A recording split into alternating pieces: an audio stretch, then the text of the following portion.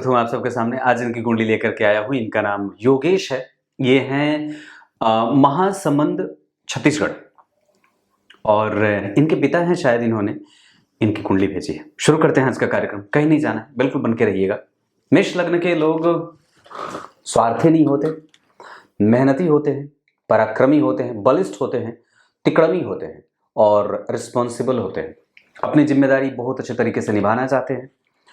वो मालिक बनना चाहते हैं और पैसे की थैली अपने पास रखना चाहते हैं। झूठ बोलेंगे लेकिन पता नहीं चलने देंगे कि वो झूठ बोल रहे हैं, पर पता चल जाता है।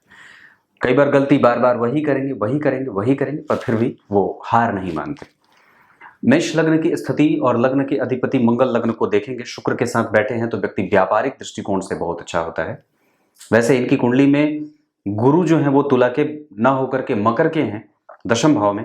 ऐसी अवस्था में थोड़ी बहुत व्यापार को कमजोरी से भी देखा जाता है। हालांकि इनका व्यापारिक पक्ष जो है वो बहुत अच्छा होगा, क्योंकि व्यापार भाव, सप्तम भाव, उसके अधिपति यहीं बैठे हैं मंगल के साथ। और मंगल की दृष्टि उच्च की हो जाने से और मंगल के केंद्र में हो जाने से गुरु का नीच भंग हो जाएगा।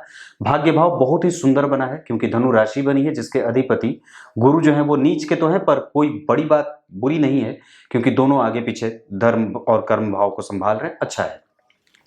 मंगल की दृष्टि केंद्र पे जाने से और दशम भाव पे जाने से गुरु का प्रभाव और भाग्य भाव को एक नेचर मिलेगा। लग्नेश का भाग्य भाव के अधिपति को देखना व्यक्ति को विख्यात बनाता है और व्यक्ति कुल में रोशन करने वाला होता है।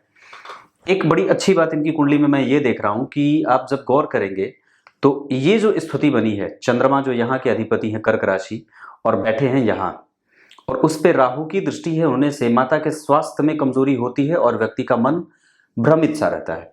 वहीं सूर्य और बुध जब जन्म कुंडली के पंचम भाव में बैठेंगे तो सूर्य स्वग्रही राहु के संग और गुरु केंद्र में नीच के शुक्र मंगल के साथ, तो कामुकता का प्रभाव थोड़ा कम, क्योंकि चंद्रमा ठीक है और सूर्य भी ठीक है। तो व्यक्ति की कुंडली में सूर्य और चंद्र अगर ठीक हो, लग्नेश अगर लग्न को देख देंगे तो ये बात आप ये नहीं कह सकते कि व्यक्ति कामुक होगा, क्योंकि शनि 12वें भाव में बैठे हैं जहां के अधिपति के साथ उनका परिवर्तन हुआ है, वो जन्म कुंडली का 12वां भाव है।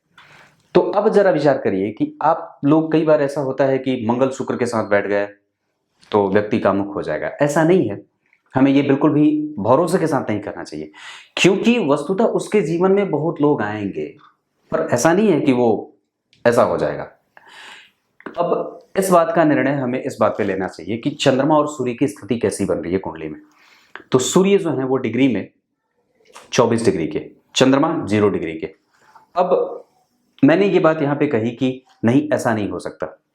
गुरु नीच के, सूर्य स्वग्रही राहु के साथ और बुध भी यहीं बैठे तृतीय भाव के अधिपति के साथ। पंचम भाव के अधिपति का तृतीय भाव के अधिपति के साथ बैठना और सप्तम भाव के अधिपति का जन्म कुंडली में अष्टम या लग्नेश के साथ बैठना थोड़ी सी कमजोरीपन का एहसास अवश्य कराएगी, जहां व्यक्ति के रिस्पॉन्सिबल होने में थोड़ा बहुत विलंब हो सकता है। मैंने जो बात कही थी मेष लग्न वालों के लिए कि रिस्पॉन्सिबल होते हैं, उसमें थोड़ी कमजोरी देखी जाएगी। वैसे मैं एक बात बता दूं कि इनकी कुंडली के लिए चंद्रमा बड़े अच्छे बने हैं और उस पे किसी भी पापक ग्रह का कोई प्रभाव नहीं है, राहु देख रहा है। इस कारण से व्यक्ति धार्मिक होगा और प्रबुद्ध होता है। और एक बड़ी अच्छी बात होगी कि इनकी कुंडली में सूर्य अगर जन्म कुंडली में थोड़े कमजोर हैं, चंद्रमा भी डिग्री वाइज थोड़े लूज कर रहे हैं खुद को, तो ऐसी अवस्था में व्यक्ति को अपने पॉजिटिव अपीयरेंस के साथ कहीं भी उपस्थित होना चाहिए। आप सबसे पहले तो अपने नॉलेज को बढ़ाने के बारे में विचार करिए, उसके बाद खुद के ऊपर काम करने का प्रभाव विकसित करना होगा। अंक आपको हर बार ज्यादा लाने की बात होगी, क्योंकि आप बहुत ही गहराई से गुरु को समझिए। देवगुरु बृहस्पति 2 तरीके से आपको प्रभावित कर रहे हैं। एक, आपकी कुंडली में वो भाग्य भाव के अधिपति होकर के कमजोर हुए हैं, और दूसरा, वहां पे जहां उनकी स्थिति बनती है, जहां के वो अधिपति होते हैं, वो उस भाव के अधिपति होने के साथ साथ 12वें भाव के भी अधिपति होते हैं, और 12वें भाव में शनि जाके बैठे हैं। ध्यान से समझिए, तो शनि 9वें भाव में नहीं बैठे हैं, शनि 12वें बैठे हैं। इसका मतलब यह होगा कि व्यक्ति के जीवन का जो कर्म क्षेत्र है वो दूर ढूंढ रहा है, दुरस्त। आपको किसी भी काम को करने के लिए दूर जाने की आवश्यकता पड़ेगी। परिवर्तन 12वें भाव के अधिपति के साथ हुआ है, दशम भाव के अधिपति का, 9वें भाव से नहीं हुआ है। अगर वही शनि 9वें भाव में बैठे होते तो हम क्या कहते कि, या फिर यहां पे बात क्या हो जाती कि दशम भाव के अधिपति का परिवर्तन नवम भाव के अधिपति के साथ, जो धर्म और कर्म का योग बनाता। और गौर से समझिए तो इनकी कुंडली में शुक्र जो है वो स्वग्रही है और सूर्य स्वग्रही है, शनि और गुरु का परिवर्तन है, चंद्रमा भाग्य भाव को बलवान कर रहे हैं।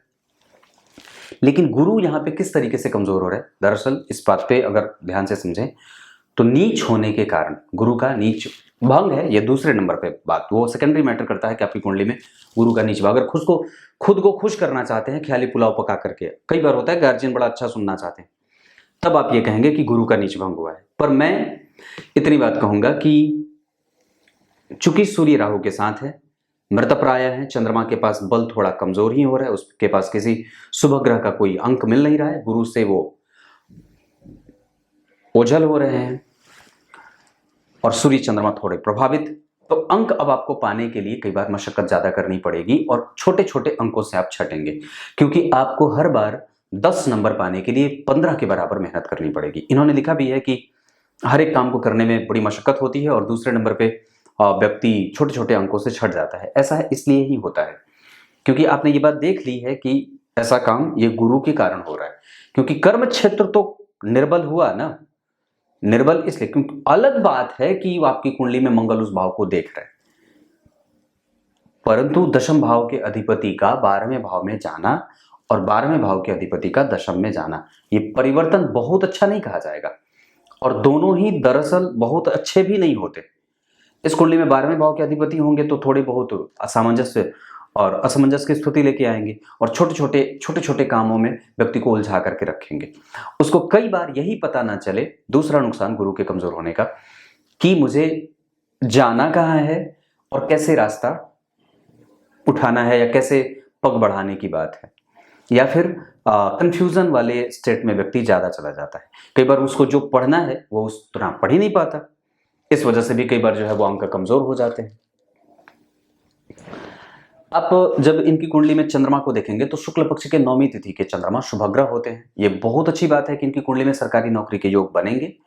और दूसरे नंबर पे ये व्यक्ति है बड़ा सुंदर देखने में, दक्षिणायन में जन्मे हैं तो आत्मबल कमजोर हो सकता है, शरद ऋतु में जन्मे हैं इस वजह से रिप्रेजेंटेशन पे बात करने की आवश्यकता होगी, कम्युनिकेशन पे विचार करने की आवश्यकता होगी, और आप धैर्य से युक्त हैं, इसको और भी ज्यादा कैसे रीडेवलप कर सकते हैं इसको और भी ज्यादा, ताकि आप कई बार आलस्य ना करें, क्योंकि शनि 12 में होकर के 6वें भाव को देख रहे हैं तो ऐसा प्रभाव दिखता है कि व्यक्ति कई बार आलसी हो जाता है।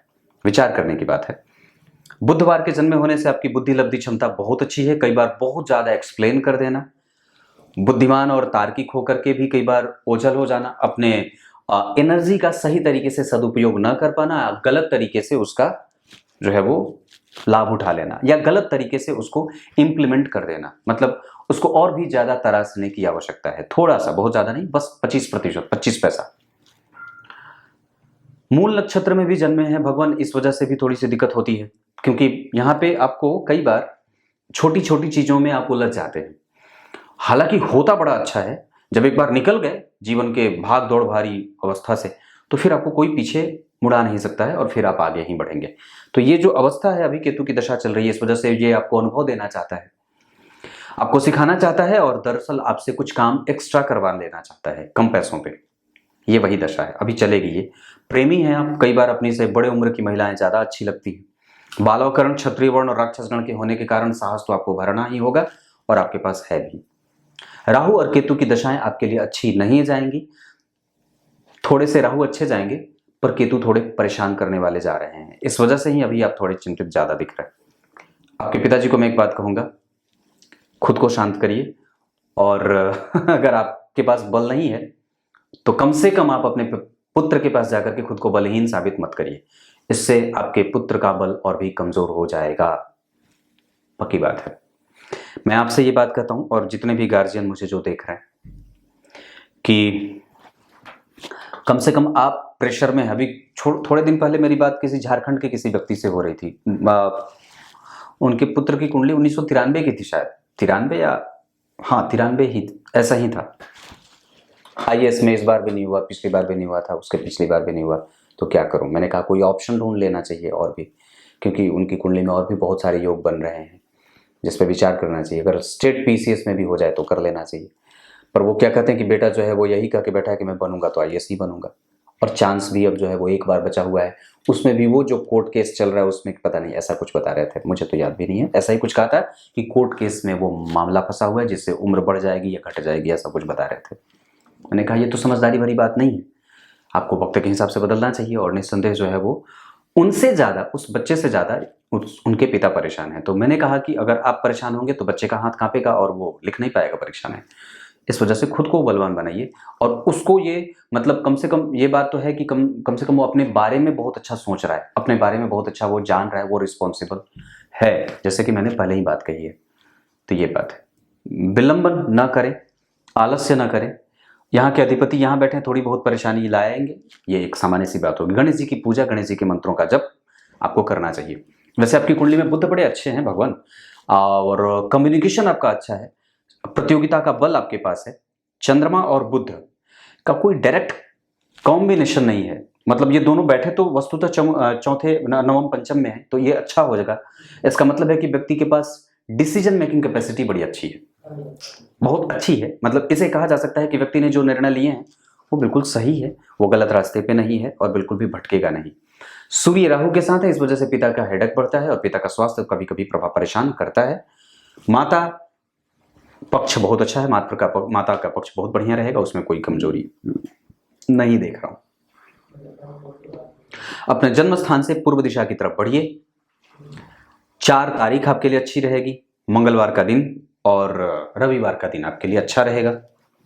आपकी कुंडली में धनु राशि के आप हैं और इस राशि पे अभी कोई ऐसी कोई खराब वक्त की स्थिति तो मैं नहीं देख रहा हूं, हालांकि ढैया 7.5 का प्रभाव है, इस कारण से आपको कम से कम वो कुछ दिनों में ठीक भी हो जाएगा। शनि के राशि परिवर्तन करके कुंभ में जब जाएंगे तो चीजें बदल जाएंगी। हनुमान चालीसा का पाठ वगैरह पढ़ते रहिए। एक बात और बताता हूँ, आपकी कुंडली में मैं जो स्थिति देख रहा हूँ उसके आधार पर आपके पास बल है, गुरु श्रवण नक्षत्र के बैठे हैं, ये अच्छा होता है। गुरु श्रवण नक्षत्र के चंद्रमा गुरु की राशि में, धर्म भाव और भाग्य भाव आपका अच्छा बना। शनि की दृष्टि चंद्रमा पे है, शनि की दृष्टि धन भाव पे, इस वजह से देर से धन लाएंगे, लेकिन वो लाएंगे। व्यक्ति को कई बार खुद का कारोबार भी स्थापित कर लेना चाहिए। अगर व्यक्ति खुद का भी कारोबार स्थापित करेगा तो ये बहुत अच्छा होगा और मैं समझता हूं कि उससे चीजें ठीक होंगी। आलसी न बनने दे और मन को बहुत ज्यादा परेशान होने की आवश्यकता नहीं है। चंद्रमा के पास बल है, उसको कमजोर मत होने दीजिए। आप जो भी काम करेंगे बहुत ही शुद्ध और मजबूत करेंगे। एकादशवें भाव में आपकी कुंडली में केतु बैठे हैं, कुंभ राशि के, जिसके अधिपति शनि उसके निकटस्थ अगर नहीं बैठे होते तो कुंभ के पास बल कमजोर हो जाता है और वो मैं समझता हूं कि आपकी कुंडली के लिए बहुत अच्छे होते भी नहीं है। और उन पे सूर्य और बुध का प्रभाव है, सूर्य बुध राहु केतु का प्रभाव जन्म कुंडली के एकादशवें भाव पे, तो व्यक्ति दरअसल वो उसके पास दिमाग में बहुत सारी चीजें चलती हैं एक साथ, बहुत सारी चीजें, इस कारण से भी कई बार आपका कंफ्यूजन बढ़ जाता है। रत्न वगैरह के मामले में मैं आपको एक बात कहूंगा कि आप अगर चाहें तो सूर्य का रत्न माड़ी के पा सकते हैं, क्योंकि नवमांश कुंडली में भी सूर्य जो है वो मुझे बहुत बुरे नहीं दिख रहे हैं। उसके अतिरिक्त आपकी कुंडली में यहाँ पे भी सूर्य ठीक है, यहाँ भी सूर्य जो है वो तृतीय भाव के अधिपति होकर के थोड़े से कमजोरीपन के साथ रहेंगे। हालांकि यहाँ पे बहुत अच्छी स्थिति गुरु की भी ठीक देख रहा हूँ, यहाँ भी गुरु केंद्र में, यहाँ भी गुरु केंद्र में, यहाँ भी गुरु केंद्र में, तो पहले नंबर पे आप पुखराज भी धारण कर सकते हैं। आपकी कुंडली में इसका भी योग बहुत अच्छा बनेगा। हालांकि आपकी कुंडली में पद पे जाने का योग बहुत अच्छा बना हुआ है और व्यक्ति अगर चाहे तो खुद का कारोबार भी स्थापित कर सकता है, क्योंकि मिथुन राशि यहाँ के जो तृतीयेश है। आपको एक बात और भी आपकी कुंडली में बहुत अच्छी बन रही है, शिक्षकीय गुण आपकी कुंडली में बहुत अच्छा देख रहा हूं, क्योंकि मंगल का प्रभाव कहीं ना कहीं आपकी कुंडली में लग्नेश के साथ, तो लग्नेश तो है ही, शुक्र के साथ बन रहा है और मंगल गुरु को देख करके शिक्षकीय योग घटित कर दे रहे हैं। और गुरु जो है वो जन्म कुंडली में भाग्य भाव के अधिपति होकर के बैठे हैं, द्वितीय भाव के अधिपति जन्म कुंडली में मंगल के साथ बैठे हैं, तो बोल करके और उसके बाद अगर और भी चीजें, तो आप अनाज से संबंधित कारोबार कुछ भी शुरू कर सकते हैं। अनाज का कारोबार आपकी कुंडली में बनता है। कोई अपना प्रोडक्ट लॉन्च करना हो तो आपकी कुंडली में पैकेट फूड, आप पैकेजिंग वाला जो चीजें बनती हैं और बना करके खुद का मार्का और खुद जो है वो रजिस्टर्ड करके ऐसा कुछ अगर करना चाहते हैं तो कर सकते हैं। चावल ही है, दाल ही है, आटा है, गेहूं है, तेल है, ये मसाला वाला कारोबार ये भी कर सकते हैं। इसके अतिरिक्त आपकी कुंडली में क्या बोलते हैं उसको, फूड कोर्ट वगैरह, जो रेस्टोरेंट वाला कारोबार है, वो भी आपकी कुंडली में बहुत अच्छा बनेगा। ये सब चीजें आपकी कुंडली में, फूड ट्रक जिसको घूम घूम करके यातायात करके ही सामान बेचने का काम, ये बहुत अच्छा रहेगा। अब आपको मैं क्या बताऊं, एक बहुत अच्छी बात आपकी कुंडली में मुझे जो दिख रही है कि विवाह आपकी कुंडली में इस भाव के अधिपति कम से कम देख रहे हैं, ये बहुत अच्छी बात है। आप मंगलिक भी हैं, सप्तम भाव में मंगल और चंद्रमा से तो नहीं है, पर लग्न कुंडली से मंगलिक है। लग्न के अधिपति का लग्न को देखना आपके स्वास्थ्य और आयु की वृद्धि और शतायु बना देना। द्वितीय भाव के अधिपति जन्म कुंडली में शुक्र, यहाँ पे जाकर के जन्म कुंडली में कहाँ बैठ रहे हैं, शुक्र बैठ रहे हैं नवांश कुंडली में, यहाँ पे यानी कि वृश्चिक राशि में। गैस्ट्रिक पेशेंट कई बार व्यक्ति होता है, और राहु के साथ सूर्य बनने से, यहाँ भी सूर्य राहु के साथ, और यहाँ भी सूर्य राहु के साथ, यहाँ भी सूर्य राहु के साथ, पिता के साथ संबंध और लक्ष्मी आने में देर, कई बार मेहनत ज़्यादा, मशालों का कारोबार भी कई बार थोड़ा मशक्कत के साथ बढ़ता है। ऐसे सूर्य राहु के साथ है आपकी कुंडली में, और सूर्य के पास बल भी थोड़ा कमजोर ही देख रहा हूँ। पूर्वा फाल्गुनी नक्षत्र में वो बैठे हैं। शुक्र जो है वो जन्म कुंडली में मालव्य योग लगा रहे हैं, और गुरु नीच के होकर के अपना नीच भंग कर रहे हैं।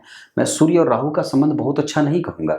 इस वजह से कई बार व्यक्ति जो चाहता है वो होता नहीं है, और करता कुछ और है और होता कुछ और है। मतलब उसका जो एजम्पशन होता है वो दूसरे क्षेत्र का होता है, पर घटित कुछ और होता है। आप चाहेंगे कुछ और, होगा कुछ और, चाहेंगे कुछ और, होगा कुछ, ये ऐसा होता है। इस वजह से सूर्य की पूजा करिए, सूर्य को अर्घ। मैंने सूर्य वाला जो कार्यक्रम बनाया है आप लोगों ने नहीं देखा है, कितनी हालत खराब है। मैंने हर बार आप लोगों को बात कही है, कान में तेल डाल लेते हैं आप लोग, मुझे बहुत बुरा लगता है। मैंने कई बार कही है कि आप लोग चाहे मेरे बाकी के हफ्ते वाले कार्यक्रम देखें ना देखें, रविवार का कार्यक्रम अवश्य देखिए। मुझे और किसी कार्यक्रम के व्यू की कोई आवश्यकता नहीं है, रविवार वाला आप लोग छोड़ देते हैं। जो मैं समझता हूं कि आप लोगों को सबसे ज्यादा आवश्यकता उसी कार्यक्रम की है, उसकी ही आवश्यकता है।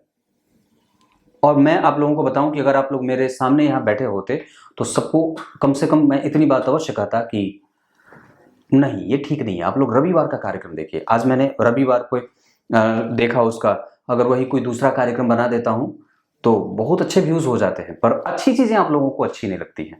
जो रेगुलर व्यूअर है वो भी कभी कभी अच्छी चीजें, मतलब बहुत, हालांकि जिसने भी देखा वो बहुत अच्छा कहा है। अब जाकर के सूर्य के अर्घ्य के महत्व को समझिए, उस पर मैंने बताई है ये बात, और पूरा कार्यक्रम देखिए। कई बार लोग चलाने के लिए छोटे छोटे वीडियो बना देते हैं, मैं उसको छोटा नहीं कर सकता था। हालांकि आगे देखता हूं बहुत होगा तो बना दूंगा, पर मैं समझता हूं कि आप लोगों को सबसे पहले जाकर के रविवार वाला कार्यक्रम देखना चाहिए। ये आपकी कुंडली में मैंने इतनी बात कही, तो रविवार वाला कार्यक्रम अवश्य देखना है। अब एक बात और बताता हूं, जैसे इनकी कुंडली में गुरु यहां बैठे, गुरु यहां बैठे और गुरु यहां बैठे, मिथुन के बैठे हैं, व्यापार ठीक है और नौकरी वगैरह का योग थोड़ा कम है। सूर्य राहु के साथ है, इस वजह से हृदय क्षेत्र, हड्डियों का कोई रोग ना हो। वैसे आपकी कुंडली में कोई लंबी बीमारी नहीं है, लंबी बीमारी नहीं है, इसका खतरा नहीं है। इसके बाद आपकी कुंडली में आप गंभीर भी हैं, आप कई बार ओवर थिंकिंग भी है आपके पास। डिसीजन मेकिंग कैपेसिटी तो कमजोर नहीं है क्योंकि बुध और चंद्रमा ठीक है, मंगल लग्न को देख रहे हैं। आपकी प्रवृत्ति भी गंदी नहीं है, अच्छे हैं, क्योंकि केंद्र में कम से कम गुरु बैठे हैं, नीच कहीं हो, और सूर्य कम से कम बैठे हैं अपने राशि के। तो संतति और पुत्र और पुत्र पौत्री दाम्पत्य, इन सब में कभी भी कोई तकलीफ नहीं होती, क्योंकि नवांश कुंडली में गुरु बुध बैठे हैं। ऐसे में एक बात बता दूं, आपकी कुंडली के हिसाब से अगर आप चाहें तो धनु राशि, अगर आप चाहें तो मीन राशि, अगर आप चाहें तो तुला राशि या कर्क राशि की जातिकाओं से विवाह कर सकते हैं।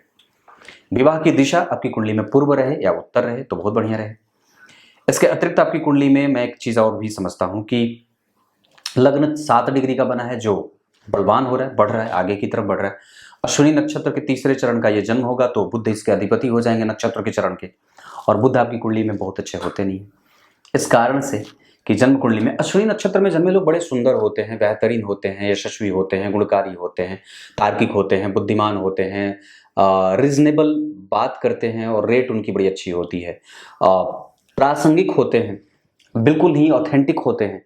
कभी भी उनके बारे में आप कभी किसी के पास जाकर के उनकी बुराई नहीं सुन सकते। वो बड़े दिलचस्प होते हैं और बड़े ही बेहतरीन होते हैं। पर एक बात और भी है कि आपकी कुंडली में सूर्य और बुध के साथ राहु का संग, यानी कि तीसरे और छठवें भाव के अधिपति के साथ साथ पंचम भाव के अधिपति के साथ जब राहु बैठेंगे तो आपके पास कई बार विपरीत स्थिति का निर्माण भी करेंगे। जैसे सूर्य की दशा में जैसे बुध की दशा में आपको थोड़ी बहुत मशक्कत बढ़ जाएगी, अपने धन को लेकर के, अपने परिवार के सुरक्षा को लेकर के, अपने सगे संबंधियों को लेकर के, अपने माता पिता, मामा मामी, मौसा मौसी, जो ये मामा वाला क्षेत्र होता है, माँ के निकटस्थ जो उस साइड वाला क्षेत्र होता है, उसको लेकर के आपको बहुत ज्यादा संतुलन बनाना पड़ता है, ऐसा मैं देख रहा हूँ। वैसे आपकी कुंडली में मंगल और शुक्र बैठे हैं तो ससुराल से धन वगैरह की स्थिति तो बढ़िया बनती है, उसमें तो कोई समस्या नहीं है। और आपकी कुंडली में अभी सूर्य आने वाले हैं 2024 से, और ये आपकी कुंडली के पंचमेश होते हैं, और भी ये ज्यादा आपको स्थापित करेंगे, रिकॉग्निशन देंगे, मेहनत करने का परिणाम भी उस समय मिलेगा। एक बात और बताता हूँ, जन्म कुंडली के दूसरे भाव पे शनि का प्रभाव हो और दूसरे भाव पे मंगल का प्रभाव हो, तो दो दो पाप ग्रहों का प्रभाव जन्म कुंडली के दूसरे भाव पे, शनि की तीसरी दृष्टि, मंगल की 7वीं के बाद 8वीं, तो यहाँ के लिए तो बहुत अच्छे होंगे, पर यहाँ के लिए बहुत अच्छे नहीं होंगे। द्वितीय भाव के अधिपति के ऊपर अगर मंगल राहु केतु का प्रभाव होगा तो देर से, विलंब से, और कई बार पैतृक संपत्ति में झगड़ा फसाद होता है, तो ऐसा ना हो, इस बात का ख्याल रखना होगा। हालांकि झगड़ा फसाद तो नहीं होगा, लेकिन आप किसी से करिएगा मत, क्योंकि ऐसी स्थितियां कई बार आपके लिए नुकसानदायक हो जाएंगी, क्योंकि सूर्य राहु के साथ आपको संग मिलेगा नहीं। ये बात, सरकार और सरकार के बने नियम कानून, उसको जरूर ही पालन करते रहना होगा। आपकी कुंडली में सूर्य 25% से भी कम परिणाम दे रहे हैं, इस वजह से उनकी दशा में मेहनत भी करनी होगी। चंद्रमा 25%, मंगल 25% के से थोड़े कम, गुरु और बुध आपकी कुंडली में 50% का परिणाम करेंगे। इसका मतलब है कि भाग्य आधा है, उसको आधा और इकट्ठा करना है। ब्राह्मणों की पूजा, एकादशी का व्रत, सूर्य को अर्घ, गाय माता की सेवा, गंगा जल का पान। क्लियर है? और शुक्र आपकी कुंडली में और शनि, ये दोनों 25% का परिणाम करेंगे। हालांकि 25 भी बहुत होता है। राहु और केतु अच्छे थोड़े कमजोर हैं, राहु फिर भी ठीक है, केतु थोड़े ठीक ठाक नहीं बीत रहे हैं, इस वजह से लाजवर धारण कर लीजिए। अब मैं आपको आपकी कुंडली में जैसे बता दूं तो राहु के बाद जो, जैसे मंगल, सूर्य, राहु और केतु, ये जहां बैठे हैं ये आपसे मेहनत थोड़ी करवाएंगे, हालांकि फिर भी मानसिक शांति का एक दौर चलेगा। और चंद्रमा, शुक्र, गुरु, बुध और शनि, इनकी दशाएं आपके लिए धनदायक होंगी। संतान वगैरह का सुख आपकी कुंडली में थोड़े विलंब से भी हो सकता है, वैसे रुग्ण संतति के भी योग हैं, इस वजह से कुंडली मिला लीजिएगा। और संतति के आने के बाद भाग्यशालीता का योग बढ़ेगा। माता पिता में से पिता के साथ संबंध को लेकर के बहुत ज्यादा सावधानी बरतने की आवश्यकता है। माता का पक्ष आपकी कुंडली के लिए हमेशा ही लाभदायक हो सकता है। वाहन वगैरह का सुख आपकी कुंडली में है थोड़े विलंब से, कई बार थोड़े विलंब से, हालांकि अभी भी आप उसका सुख भोग रहे होंगे, मैं ये बात समझ रहा हूं। अब क्या बताऊं, आपकी कुंडली में आप प्रैक्टिकल बहुत ज्यादा हो जाते हैं, हालांकि आप अलग तरीके के धार्मिक हैं। जैसे कोई व्यक्ति ऐसा कहता है मैं हृदय से मानता हूं पर दिखाता नहीं, आप दिखावा नहीं करेंगे, जो भी होगा वो बिल्कुल ही क्लियर होगा। मंदिर जाने से ज्यादा आपको दान पुण्य, पंडित ब्राह्मण, इन सब की सेवा करना, गरीबों की सेवा करना और कुछ अच्छा कर देना, धर्मार्थ कर देना, दान पुण्य ऐसा कर देना आपको अच्छा लगता है। हो सकता है कि आप पूजा पाठ में कर ना पाते हो, पर हृदय स्वच्छ है और निर्मल है।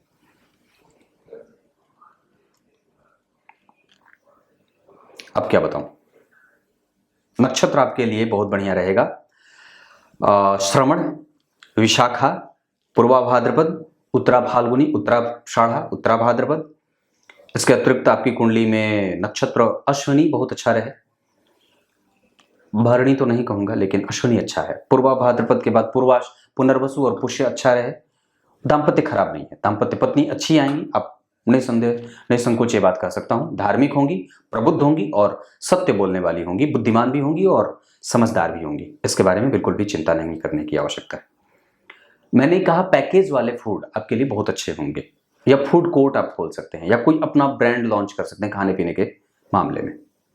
अब क्या बताऊं, दशाओं के आधार पर आपकी कुंडली में, अभी तो मैंने गुरु का रत्न कहा है, अभी तो फिलहाल आपकी कुंडली में जो केतु चल रहे हैं, अभी लगातार आएंगे 2023 के जनवरी में, या फिर अभी शुक्र की स्थिति जो बन रही है उसके आधार पर शुक्र अभी आपकी कुंडली के लिए बहुत अच्छे नहीं होते। अभी ये केतु आएंगे, इस वजह से थोड़ी मेहनत ज्यादा करवाएंगे, ये बात भी दिख रही है। एक बात और कह दूं तो इस कुंडली के लिए शुक्र मारक भी तो होते हैं, इस वजह से व्यक्ति शुक्र की दशा में खुद का कारोबार स्थापित करता है। और आगे आने वाले हैं सूर्य जो आपको स्थापित करेंगे, और केतु जब आएंगे तो मेहनत ज्यादा करवाएंगे। ये केतु 2023 के जनवरी से 24 के मार्च तक रहेंगे, उस दौरान खूब रगड़ के काम करिएगा। और सूर्य वाले में आपका काम बिल्कुल ही लाइनअप हो जाएगा, बिल्कुल ही सही तरीके से चलने लगेगा। अगर माणिक्य और पुखराज में से किसी एक का चयन करना होगा तो मैं पुखराज को ज्यादा कहूंगा। क्लियर है? शुक्र के बाद सूर्य आएंगे, जो आपकी कुंडली में मैंने बताया कि थोड़े मेहनत से आपसे अपेक्षा करेंगे वो। और उसके बाद जब चंद्रमा आएंगे तो चंद्रमा व्यवस्थित करेंगे।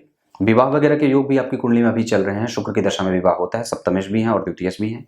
विवाह करने का योग चल रहा है। केतु की दशा में भी विवाह हो सकता है। केतु एकादश में बैठे हैं, विवाह करवा देंगे। वैसे आपकी कुंडली में वर्ष कुंडली भी अगर देख लूं तो आपकी कुंडली के हिसाब से व्यय करने से बचिएगा इस साल के दिसंबर के बाद से।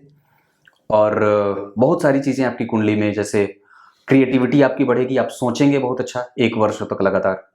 उसके बाद स्वास्थ्य में थोड़ी बहुत कमजोरी ना बने, इसका ध्यान रखना होगा। जैसे गैस्ट्रिक पेशेंट ना हो, मन विचलित ना हो और बुखार वगैरह टेम्परेचर की बीमारी ना हो, इसका ध्यान रखना चाहिए। धार्मिक कृत्य होने का योग बन रहा है, मांगलिक कृत्य भी होने का योग बन रहा है। तब तक के लिए बहुत बहुत नमस्कार।